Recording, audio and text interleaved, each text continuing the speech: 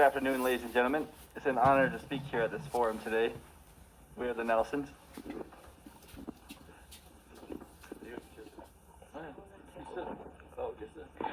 안녕하세요. 넬슨 부부입니다. 저희는 저희 자녀와 강제 분리가 되지는 않았지만 강제 분리가 될 수도 있었다는 사실에 너무 놀라 많은 검색을 하게 되었고 오늘 이 자리에 서게 되었습니다.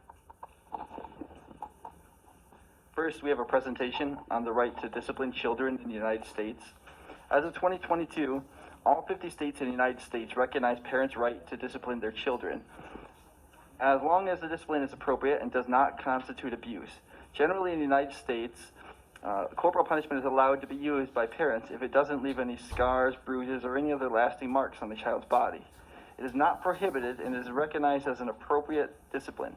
There are groups in the United States that want to abolish discipline and corporal punishment, and although they have tried to abolish the right, in the end, due to backlash and protests, they did not succeed. As such, in the case of the United States, we can see that the government does not intervene excessively to prevent child abuse by eradicating corporal punishment, but instead by acknowledging the dignity of families and individuals and by giving parents the right to raise their children and make their own decisions on child disciplinary actions.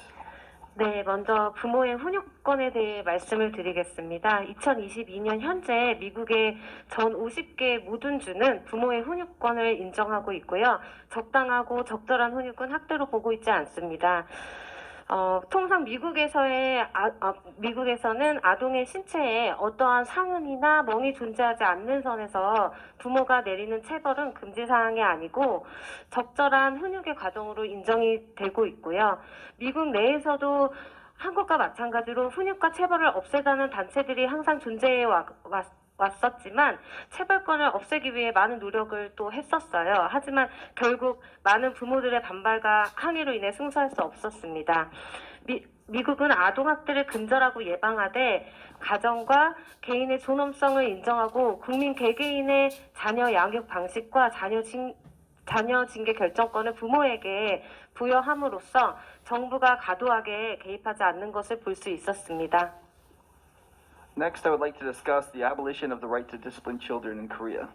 With the removal of the right to discipline children in 2021, all corporal punishment and disciplines that occurred during the discipline process are no longer considered discipline and are now considered abuse under the Child Welfare Act.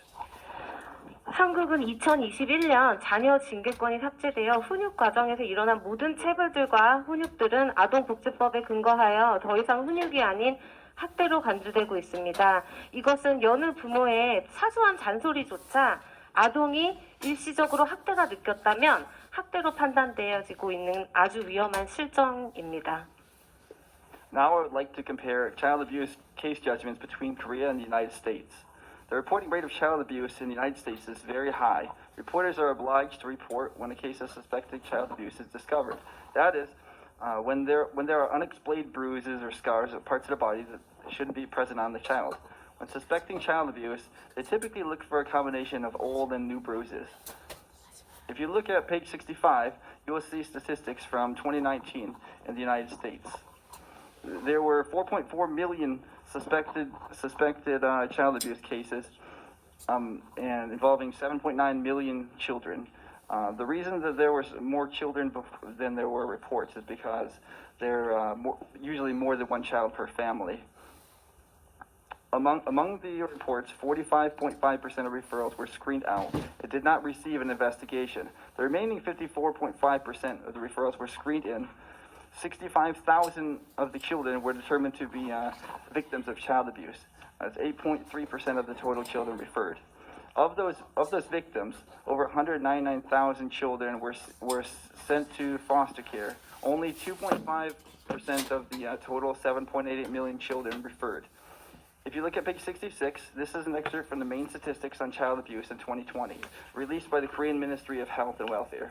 The total number of reported cases in 2020 was 42,521, of which 38,929 cases were suspected of child abuse.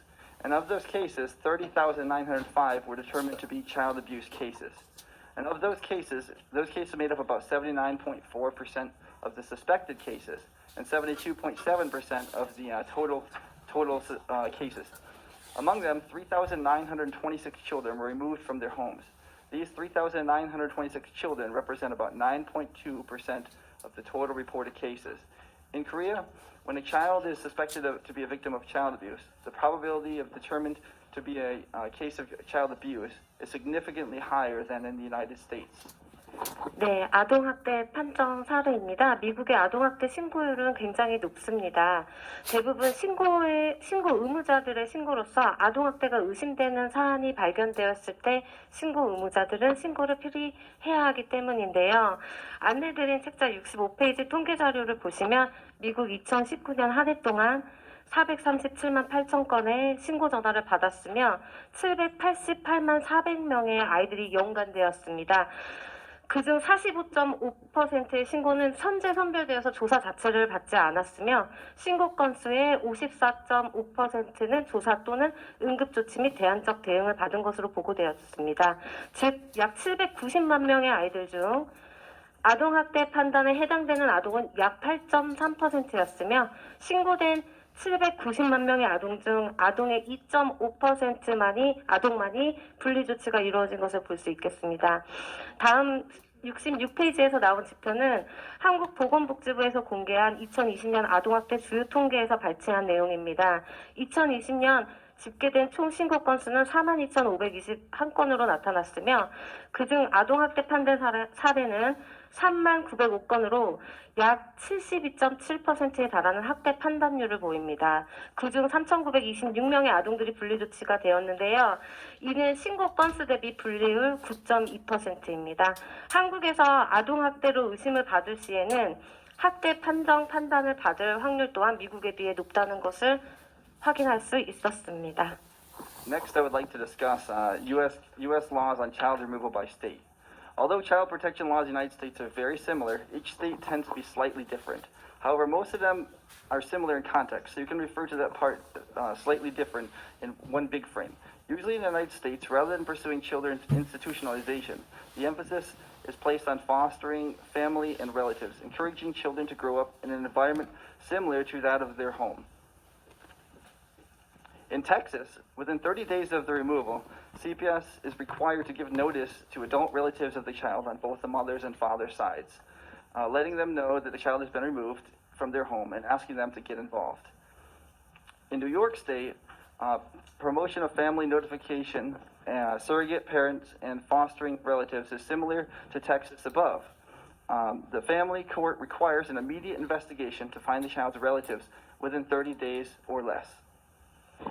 미국의 아동보호 서비스 및 강제분리를 말씀드리려고 하는데요. 자세한 내용은 책자에 나와 있으니 한 번씩 읽어주시면 감사하겠습니다. 이 사안에서 저희가 강조하고 싶은 부분은 보통 미국에서는 아동의 시설 입소를 추구하기보다는 가족과 친인척 위탁에 더욱 무게를 두고 아동이 가정과 유사하고 비슷한 환경에서 자랄 수 있도록 장려합니다. 텍사스의 경우 분리조치 30일 이내에 아동의 양가 성인 친척 모두에게 해당 아동이 집에서 분리가 되었음을 알리고 대리 양육 및 친인척 위탁 프로그램에 참여하도록 요청을 합니다. 또한 뉴욕주 역시 텍사스주에서와 동일하게 가정법원은 아동의 친척을 찾기 위한 즉각적인 조사를 아동이 분리된 후 30일 이내에 실시할 것을 요구합니다.